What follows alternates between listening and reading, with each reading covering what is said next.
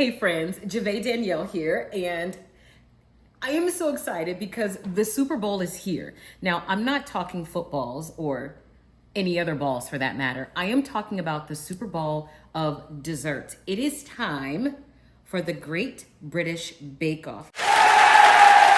A new season has dropped on Netflix, and I'm currently in the US, so I have season 1. So I have episode 1 and episode 2 already on my Netflix, and the others will come each week. The Great British Bake Off is this, it's not only a UK phenomenon, but it's a world phenomenon. It has taken us bakers by storm. And I think the main reason for that is because this show really honors home bakers. You're not allowed to compete on the show if you've had any sort of culinary training. And this is no shade to people who've gone to culinary school. I love that for you. Shout out to you. But the Great British Bake Off is all about bakers who have gotten in their kitchen and they have figured it out on their own. And these bakers are talented. So we're in series 15. It's a lot of bakers who have come through the tent. So here are the bakers that have come through this year. We have Andy, we have Christiane, Dylan, Georgie, Jill, Hazel, Eileen, Jeff, John, Mike, Nellie, and Sumaya. And Sumaya happens to be the youngest. She's actually 18 years old. And when I tell you she's taken the competition by storm already, the girl has some skill in her pockets. So on these particular videos, I'm gonna be going through a recap of the episode and my reactions to certain things that they are making. And you're probably like, but Jave, why are you talking about this in general? Well, I'm a baker myself. If you don't follow me already on Instagram, what are you doing? Go and do that. I love to bake. I am a home baker. I've been baking for a number of years and I finally brought my content to the world. I love being in the kitchen, putting together different recipes and different sorts of things. So I love food and I love desserts. And I can't wait to talk about what's happening in this show. So let's get right into it. Now, in our first episode, let me pull up my iPad. I really had to take notes here. I could not for 1 second think that I was gonna remember everything in my big old head. So in the first episode, actually, let me slow down.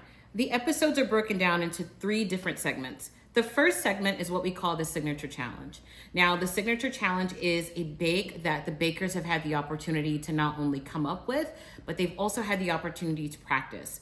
They know the time, they can bring in their own instruments for this, their own tools, any sort of ingredient that the bake-off may not be able to provide, they can bring it in. And the next segment number 2, is the technical challenge. Now, this particular challenge is really a test of skill and a test of technique for the bakers.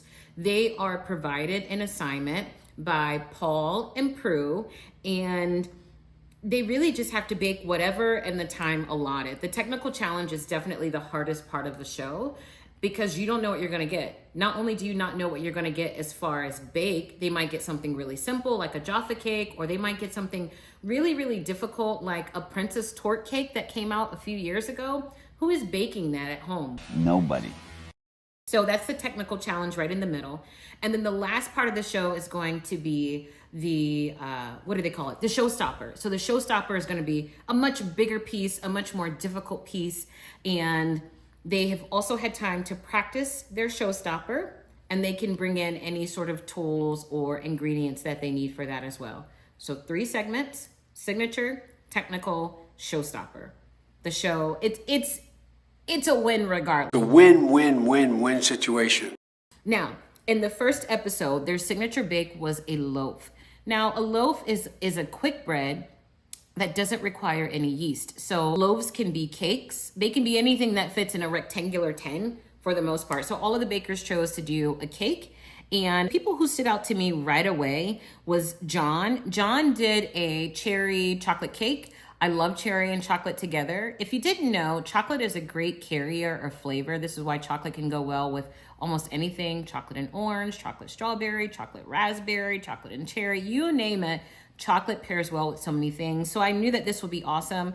And chocolate and cherry are not unfamiliar flavor pairings because we have a black gâteau cake, which is chocolate and cherry coming together. So that was John's. I knew it would taste good.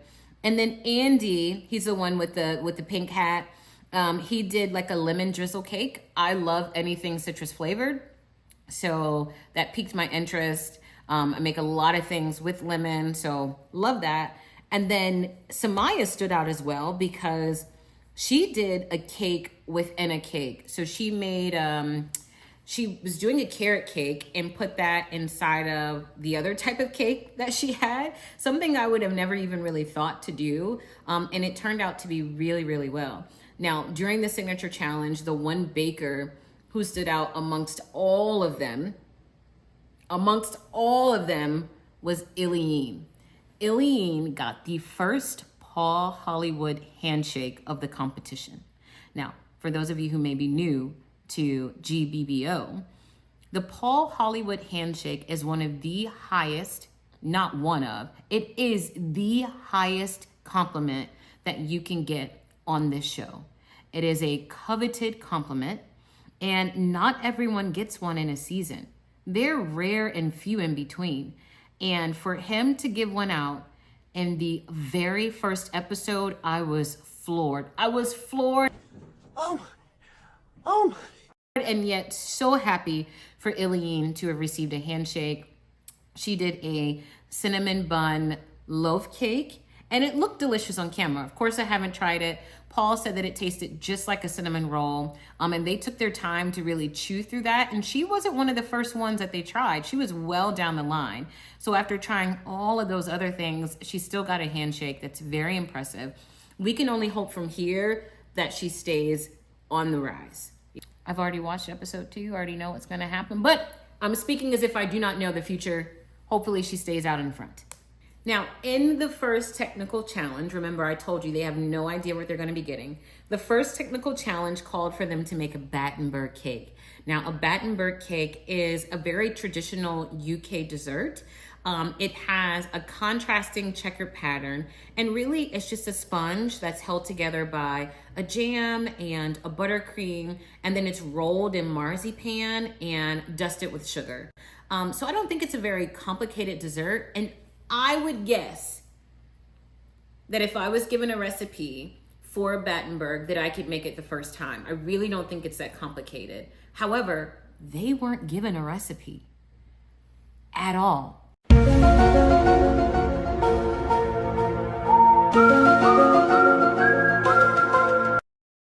Now, I've never seen on the Bake Off where the bakers have not received a recipe for the first technical challenge. That is insane to me. That is very difficult. They have upped this game. So they were told by Paul that they would need to make sure that all of the proportions were equal. And the interesting thing about this technical bake was that this was a taste and bake. So they were presented with a Battenberg, the one that they would need to make, and they were instructed to taste it and then recreate it. So it wasn't as if they had to just pull everything out of their head. They had some support, but baking is a science and you want to get things right. So a recipe is much needed. On top of that, we do have to consider the nerves that people have. This is their first time in the tent. They are nervous as all get out. So not having a recipe, all the things in their brain are they're probably all jumbled up and mixed up. So this would have been very, very challenging. Here is how they ranked in this technical challenge. Mike came in last. Hazel was 10. Samaya, Andy, Eileen, Jill, Nellie, Dylan, John, Christiane, and Georgie. Now, the last segment of the show was for them to do their Showstopper challenge. I love this challenge because these bakers are always so amazing in being able to put this stuff together. I would not be able to do that. I feel like, first of all, I would be in there crying. I would have some sort of meltdown because something is not coming together. And they would have to drag me from a corner of the tent into the nearest therapist's office because I wouldn't be able to do it. So whenever I see the Showstoppers, I'm like, you guys are so impressive. Now, for this particular Showstopper, they had to make a hyper realistic cake, and the instructions were very clear about them making sure that it looked like whatever they were trying to do. It could not look like a cake. It had to look like something else. And that's really tough. There were 3 bakers who stood out to me during the Showstopper, and the first one is Mike. Mike created this beautiful stack of books in different colors, and what I loved about his was, one, they actually look like books from the outside at least, and what he was doing is actually fairly difficult when cakes aren't stacked directly on top of each other, like they are fairly staggered. So that requires some planning. I love the label of the book. I just thought it looked really nice. And him having a Showstopper like that would help pull him up. The next baker that stood out to me was Samaya. That duck was unbelievable. It looked like it could take off and fly at any second. And how impressive it was for her to just to be able to put that together in 4 hours is mind-blowing to me. The wood, what she did with the fondant, she rolled it out, and then I think she burnt it with a kitchen torch. That was simply amazing. It was gorgeous. I thought it was the best piece that was presented to the judges. Christiane's, the sewing machine, chef's kiss.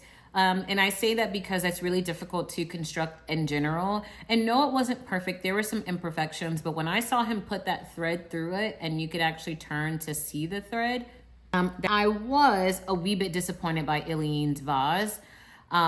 Girl, she could have put that together better, but anything that is square or rectangular, anything that requires very, very sharp edges is super hard to do. Especially with fondant and definitely with buttercream. I totally get it. So shout out to her for attempting that, but it didn't look that great. I think had the vase looked just as great as the flowers that she had on the top, because those were gorgeous. If it looked just as good as that, I think she would have been a contender for Star Baker for sure. Speaking of the Star Baker of the show, now there were some mishaps that went on during the episode. Jeff happened to get sick. Jeff is the one he's originally from the Bronx. Shout out to New York. But he's been in the UK for the last 40 years. He's been married to his wife over there. So he was actually eligible to be a member of the cast. But he ended up going home sick. Or not returning for the second day of filming because he wasn't feeling well that morning. And at the end of the episode, the judges decided to announce who the Star Baker was. And the Star Baker was John. And they also announced that no one would be going home for the week, which I think is fair because there was one less contender to judge. So, we'll take that. Shout out to John for getting Star Baker. He had a great signature. He was 3rd in the technical, and he had a really great Showstopper. So it just all worked out. I thought that Ilene would get Showstopper after that handshake that morning, but she just kind of dipped and dipped throughout the rest of the weekend, so it didn't work out. Now, I'm not Paul Hollywood, but if I was, here's who I would give a handshake to. I would have given a handshake to Samaya. Okay? I would have given one to her for her Showstopper challenge because I haven't even seen real ducks look that good. She not only made a great tasting cake, but she used multiple techniques, and what she came out with was astounding. And I feel like that really deserved more praise than what it got. They told her it was a great cake. They loved how it looked. But that kind of work, that a lot needs to be said about that. And none of the other bakes that day, none of the other Showstoppers looked as good as hers. So I think that I would have given her a handshake. All in all, this was a great opener to Series 15. I am excited about the bakers. I'm excited about what they have coming next. And I don't know. I can't wait. I'm already thinking who is going to win this competition. I feel like it's going to be a dark horse, honestly, because it's never the front runner at the beginning. And I've seen this time and time again with the Bake Off, where I think it's going to be someone who is doing well out the gate, and it's never really that person. They might make it to the finale, but I'm making my prediction for the winner. Today's prediction after episode 1 for who is going to win this is not going to be someone who did well this first time. I'm going for Dylan. I think that Dylan is such a dark horse. I think he has some great skill. I think that he reminds me of Maddie from last season. How Maddie, he didn't have a lot of great episodes until the latter half of the competition. That's my vote. That is who I think will win Bake Off this year, Dylan. So shout out to you, Dylan. Don't let me down. But who knows? I might change that every single week after watching the show. Either way, if you like this kind of content, make sure that you like, subscribe, and share. And I love you lots like tater tots. See you soon. Bye.